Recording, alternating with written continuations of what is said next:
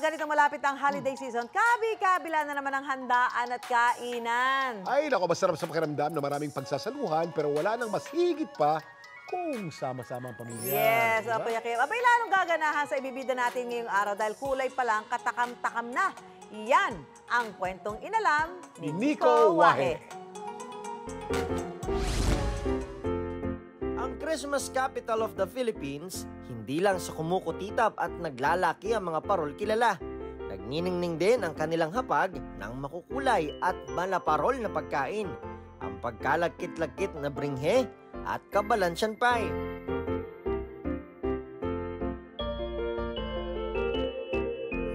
Tuwing may okasyon, present sa Pampangang Filipino-style paella ng mga kabalen, ang bringhe. Ang bringhe kasi malagkit. Parang it's a sign of binding ng yung mga pamilya. Gawa ito sa malagkit na bigas na pinalamutian ng manok, itlog at gulay. Hindi nawawala yung biringi sa piyestahan. Parang kanin na rin siya na kanin at ulam na yon. Pinaka nagpapasarap sa biringi yung punggata at saka yung native na manok.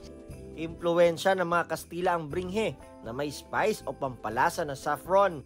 Ang mga Kapampangan, mga Pilipino, gusto nilang gayahin pero yung mga ingredients nila walang available dito. So naghanap sila ng kung anong substitute nila sa mga ingredients na kalasang-kalasa o mas masarap pa. Sa paggawa ng bringhe, igigisa ang bawang at manok. Saka ilalagay ang gata, luyang dilaw na nagbibigay kulay, carrots at bell pepper. Yung iba po, mas makulay yung yung luyang dilaw. Kaya po, tansya-tansya na muna pa. Yung iba kasi ayaw po nung makulay. Kapag lumambot na ang mga gulay, saka ihahalo ang malagkit na kanin. Ililipat ito sa dahon ng saging at pauusukan ng 15 minuto.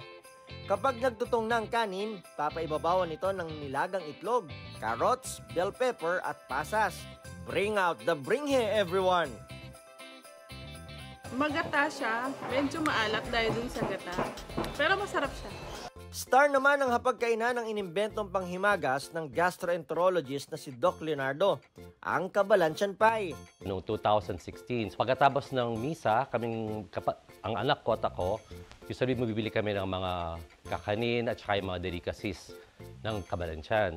So one time, it just came to my mind, what if kung gumawa ako ng isang pie, no? So lahat ng products ng kabalansian, ipapasok natin sa isang pie. Hugis at disenyong parol ang kabalansian pie. Mano-mano itong ginagawa at inaabot ng 2 hanggang 3 araw. Painstaking siya, so tinatawag po natin siyang labor of love talaga. For me, personally, whenever I make a pie, I always get acquainted or it's always very reminiscent of Christmas, so to speak. Parang naalala ko yung childhood ko. Una munang hinuhulma ang crust ng pie. Gawa ang base nito sa dinurog na mamon tostado, habang ang side crust naman ay gawa sa durog na uraro. Sunod ay ilalagay ang suman, custard, ube halaya, saka papaibabawan ng tamales at itlog na maalat. Ipapipe naman ang egg custard sa hugis ng star. At ready nang isabit ang parol. Chibugin ang kabalansian pie. May fusion siya ng iba't ibang kakanin, may sweetness siya, at meron siyang a little bit of medyo maalat-alat. Talagang manya-manya yung kabalansian pie. Todo kung todo raw maghanda ng mga putahe ang mga Kapampangan tuwing Kapaskuhan. Ang mga Kapampangan, minsan mayayabang kami. Gusto namin kung anong mahirap yung gagawin namin para sabihin, uy, ang ganda, ang sarap. Lahat ng pera namin the whole year na pinagkitaan, ibubuhos namin sa Pasko kasi very special sa amin ang araw ng Pasko. Pagpasok ng Burr months, talagang nakahanda na ang mga sangkap ng mga Pinoy. Pero isa lang ang pagkain sa maraming dahilan para magsaya. Dahil higit sa lahat, ang Kapaskuhan ay tanda ng pagmamahalan.